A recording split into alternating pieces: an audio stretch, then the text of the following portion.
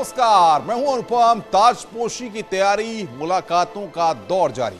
उत्तर प्रदेश में ऐतिहासिक जीत के बाद सीएम योगी आदित्यनाथ दिल्ली पहुंचे, जहां उनकी बीजेपी के दिग्गज नेताओं के साथ लगातार मुलाकातें हो रही हैं।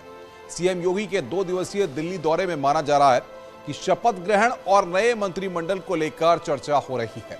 सीएम योगी की मुलाकात पीएम मोदी से भी हुई। इसमें पीएम मोदी ने योगी को जीत की बधाई दी और उत्तर प्रदेश को आगे ले जाने की बात कही।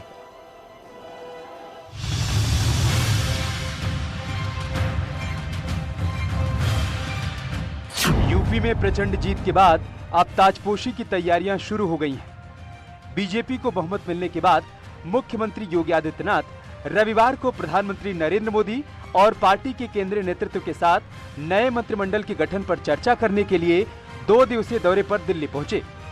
गाजियाबाद के हिंडन एयरबेस पर उतरे सीएम योगी का काफिला दिल्ली के लिए रवाना हुआ। उत्तर प्रदेश के मुख्यमंत्री योगी आदित्यनाथ 2 दिन के दिल्ली दौरे पर हैं, जहां वो सुबह 12:30 बजे दिल्ली स्थित यूपी सदन पहुंचे। वहां तमाम हिंदू युवा वाहिनी के कार्यकर्ताओं ने उनका स्वागत किया। उसके बाद 1:30 बजे बीजेपी के राष्ट्रीय संगठन महामंत्री बीएल संतोष से मुलाकात की। तकरीबन ये बैठक 1.5 घंटे चली। उसके बाद 3 बजे वो उपराष्ट्रपति वेंकैया नायडू के पास पहुंचे और वहां एक शिष्टाचार मुलाकात की। उसके बाद तकरीबन 5 बजे के आसपास मुख्यमंत्री योगी आदित्यनाथ प्रधानमंत्री आवास यानी 7 लोक कल्याण मार्ग पहुंचे।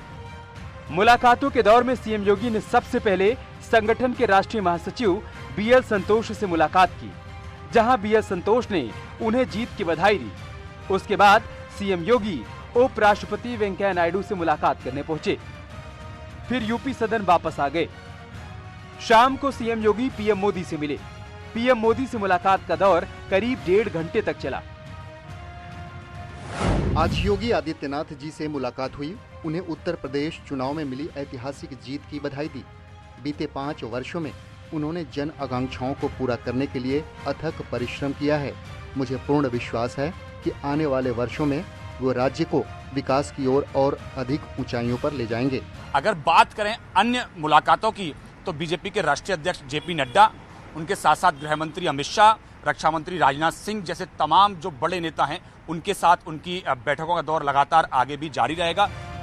मुलाकातों के क्रम में सीएम योगी की मुलाकात अमित शाह और जेपी नड्डा से भी है। यूपी में बीजेपी की भारी जीत के साथ ही नई सरकार के गठन की तैयारियां तेज हो गईं। सीएम योगी का दिल्ली दौरा काफी अहम माना जा रहा है, क्योंकि इस दौरे में नई सरकार के गठन, मंत्रिमंडल में शामिल होने वाले चेहरों और शपथ ग्रहण की तारीखों सहित अन्य विषयों पर चर्चा हो रही है। 2 दिन तक के ये इस दौरे में खास बात यह रहेगी, जहां एक और कई सारे नेताओं को वो अपने शपथ ग्रहण के लिए निमंत्रण दे रहे हैं, तमाम सहायता के लिए चुनाव में धन्यवाद दे रहे हैं। उसके साथ साथ नया मंत्रिमंडल का स्वरूप किस तरह का होगा, उसको लेकर भी चर्चा की जाएगी। सूत्रों के हवाले से खबर है कि योगी सरकार 2 में सामाजिक समीकरण को संतुलित करते हुए नए मंत्रिमंडल का गठन होगा। खबर यह भी है कि नए मंत्रिमंडल के गठन में सामाजिक समीकरण महत्वपूर्ण भूमिका निभाएगा। इसलिए नई सरकार में सभी जाति वर्गों की भागीदारी सुनिश्चित की जाएगी। Bureau report, news 18।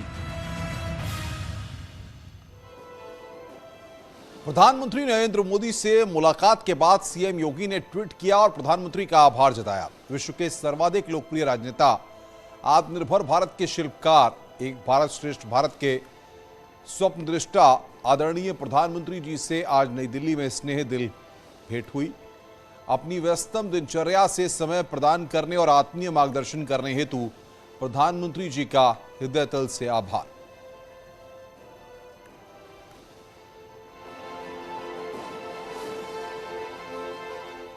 मुख्यमंत्री योगी आदित्यनाथ की मुलाकात बीजेपी के राष्ट्रीय अध्यक्ष जेपी नड्डा से भी हुई। हमारे संवाददाता पवन गौड़ की इस रिपोर्ट को देखिए।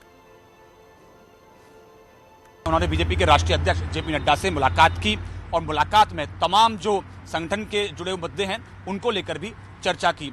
तो आगे 2 दिन तक लगातार उनका ये मुलाकातों का दौर जारी रहेगा और तमाम मुद्दे, चाहे वो शपथ ग्रहण समारोह से लेकर आमंत्रण की बात हो या धन्यवाद देने की बात हो तमाम नेताओं को, या आगे मंत्रिमंडल का स्वरूप क्या होगा उसको लेकर चर्चा करने की बात हो, इन सब मुद्दों पर तमाम नेताओं के साथ चर्चा करेंगे। कैमरा पर्सन नरेश के साथ पवन गौड़, नेटवर्क 18, दिल्ली।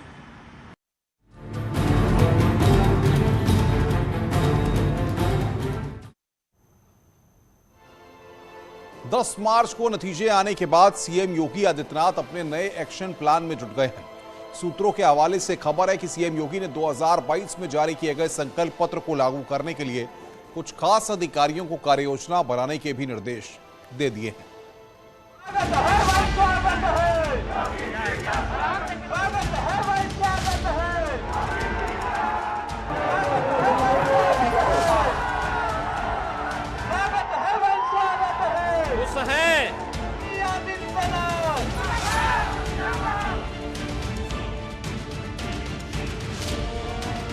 यूपी में बीजेपी की प्रचंड बहुमत की सरकार आने के साथ ही सीएम योगी एक्शन में आ गए, क्योंकि 37 साल बाद प्रदेश में कोई सरकार रिपीट हुई है। ऐसे में सीएम योगी काम को लेकर कोई कोर कसर नहीं छोड़ना चाहते। 2022 चुनाव में बीजेपी के संकल्प पत्रों को पूरा करने के लिए सीएम योगी ने शपथ से पहले ही कार्य योजना पर काम शुरू कर दिया है। उत्तर प्रदेश चुनाव में बीजेपी को प्रचंड बहुमत मिलने के साथ ही भले ही नई सरकार का गठन ना हो पाया हो, लेकिन अभी से बीजेपी लोक संकल्प पत्र में किए गए वादों को पूरा करने की कवायद में जुट गई है। दरअसल 2022 यूपी चुनाव में बीजेपी ने अपने किए गए 5 साल के काम को मुद्दा बनाया था। सभी रैलियों और सभाओं में सीएम योगी ने अपने किए गए कामों के जरिए वोट की अपील की थी। खबर यह भी है कि शपथ के बाद सीएम योगी इस चुनाव में किए गए वादों को पूरा करने के लिए अधिकारियों को निर्देश भी दे चुके हैं, जिसमें किसानों के लिए मुफ्त बिजली, गरीबों के लिए शिक्षा और स्वास्थ्य, युवाओं के लिए रोजगार के साधन और महिलाओं के लिए योजनाएं। कई ऐसे प्रमुख संकल्पों की कार्य योजना बनाने में अधिकारी जुट भी गए हैं। माना यह जा रहा है कि जिस तरीके से लोक संकल्प पत्र के वादे में गन्ना किसानों का 14 दिनों के भीतर भुगतान से लेकर छुट्टा जानवरों के लिए काऊ सफारी और बेरोजगारों के लिए रोजगार को लेकर जो बड़े वादे किए गए थे, उसको लेकर अधिकारियों को निर्देश दे दिए गए हैं। योगी के एक्शन की बानगी देखने को मिली। शपथ से पहले ही योगी के बुलडोजर रुके नहीं और नतीजे आने के बाद योगी सरकार 2.0 में पहली बार बुलडोजर की एंट्री हुई और 3 जिलों में अवैध कब्जे को मुक्त करवाया गया। सीतापुर में गरजा बुलडोजर। सीतापुर में अवैध तरीके से चल रहे 2 ईंट भट्ठों पर प्रशासन ने बुलडोजर चलवा दिया। इसके बाद दोनों भट्ठों पर पानी भी भरवा दिया। प्रशासन को अवैध ईंट भट्टे चलने की जानकारी मिली थी, जिसकी जांच की गई और उसके बाद नियमों के खिलाफ पाए जाने पर एक्शन लिया गया। सोनभद्र में बुलडोजर की दहाड़। सोनभद्र में होलिका दहन वाली जगह पर कब्जा हटाने के लिए प्रशासन ने बुलडोजर का सहारा लिया। यहाँ कई साल से होलिका दहन हो रहा था, वहाँ किसी ने अवैध कब्जा कर लिया था। जानकारी मिलने के बाद लोगों ने काफी हंगामा किया, जिसके बाद प्रशासन मौके पर पहुंचा और बुलडोजर की मदद से जमीन को कब्जा मुक्त करवाया गया।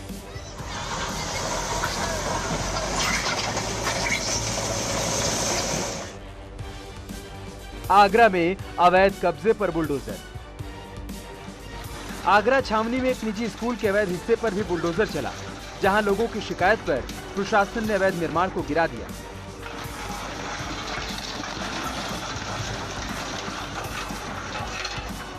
शपथ से पहले योगी सरकार 2 में बुलडोजर की एंट्री से आम लोगों में खुशी है, क्योंकि बीजेपी ने चुनाव के दौरान योगी के बुलडोजर को ब्रांड बना लिया था। तो साफ है कि सीएम योगी प्रदेश में नई सरकार में अपने काम को ही तरजीह देने में जुट गए हैं। इसीलिए कयास लगाए जा रहे हैं कि योगी सरकार 2 अपने काम को लेकर काफी गंभीर है। मानना ये भी जा रहा है कि शपथ ग्रहण के साथ ही पहली कैबिनेट में इन वादों को लेकर मुख्यमंत्री योगी आदित्यनाथ की ओर से कोई बड़े ऐलान भी हो सकते हैं। न्यूज़ 18 लखनऊ।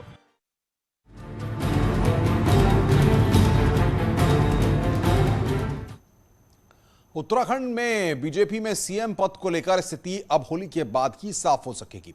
19 मार्च को ही केंद्रीय पर्यवेक्षक आएंगे, तभी नए सीएम के नाम पर मोहर लग सकती है।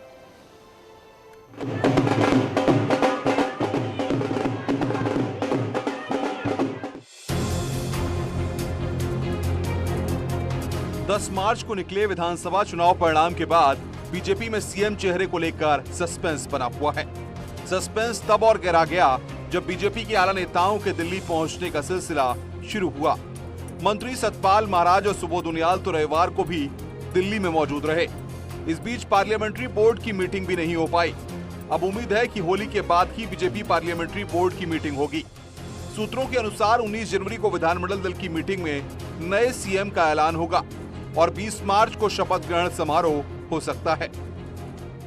हमारी पार्टी का प्रदेश और केंद्र का जो नेतृत्व तय करेगा और निश्चित रूप से जो जन भावनाएं होंगी, जो प्रदेश में कार्यकर्ताओं की भावनाएं होंगी, उस भावनाओं को देखते हुए प्रदेश और केंद्रीय नेतृत्व जो तय करेगा सबको स्वीकार होगा।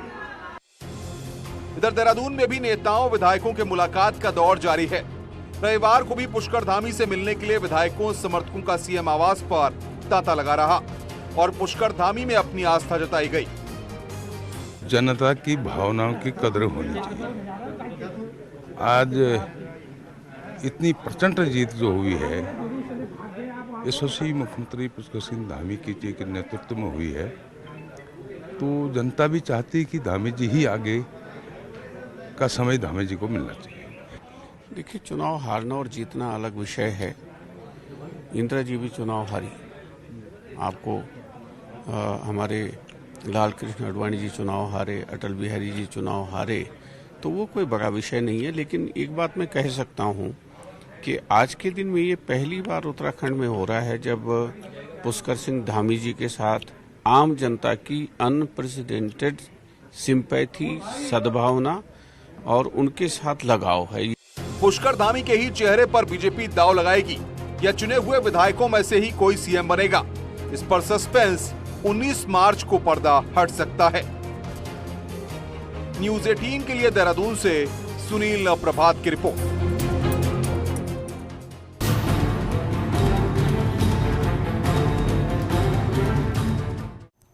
5 राज्यों में मिली करारी हार के बाद दिल्ली में कांग्रेस वर्किंग कमेटी की दिल्ली में बैठक हुई।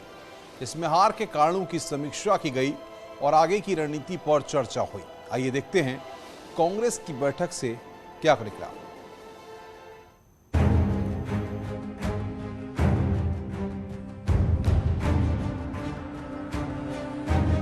पांच राज्यों में कांग्रेस की करारी हार पर आज दिल्ली में कांग्रेस के बड़े नेताओं ने मंथन किया। कांग्रेस की अंतरिम अध्यक्ष सोनिया गांधी की अध्यक्षता में बैठक हुई। इस बैठक में सोनिया गांधी, राहुल गांधी समेत कई वरिष्ठ नेता मौजूद थे। सीडब्ल्यूसी मुख्यालय में चली बैठक में हार के कारणों पर समीक्षा की गई। कांग्रेस वर्किंग कमेटी की बैठक उत्तर प्रदेश, उत्तराखंड, मणिपुर, गोवा और पंजाब के विधानसभा चुनाव में मिली करारी हार के बाद हुई। इन राज्यों में कांग्रेस पार्टी का प्रदर्शन बेहद निराशाजनक रहा। कांग्रेस को जिन राज्यों में बेहतरी की उम्मीद थी, वहां भी कांग्रेस का प्रदर्शन उम्मीद से काफी कम रहा। ऐसे में बैठक में आगे की रणनीति भी बनाई गई। सीडब्ल्यूसी की बैठक में यूपी में मिली हार पर चर्चा भी हुई, क्योंकि इस चुनाव में कांग्रेस को सिर्फ 2 सीटें मिली हैं, जबकि 2017 में 7 सीटें मिली थीं। कांग्रेस की बैठक में इस बात पर भी चिंता व्यक्त की गई कि पिछले बार के मुकाबले इस बार वोट प्रतिशत भी कम हो गए हैं। Bureau report, news 18।